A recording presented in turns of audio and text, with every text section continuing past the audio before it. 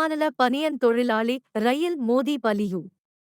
திருப்பூர் காவிரிபாளையம் பகுதியில் செயல்பட்டு வரும் தனியார் பனியன் நிறுவனத்தில் பணியாற்றி வரும் பீகாரைச் சேர்ந்த இர்ஃபான், 19, என்ற இளைஞர் திருப்பூர் உத்துக்குளி சாலை 2வது ரயில் கேட்டு பகுதி அருகே தண்டவாளத்தை கடக்க முயன்ற போது கோவையில் இருந்து ஈரோடு நோக்கி சென்ற விரைவு ரயில் மோதி இர்ஃபான் உடல் 2 துண்டாக சிதறி சம்பவ இடத்திலேயே பரிதாபமாக உயிரிழந்தார்.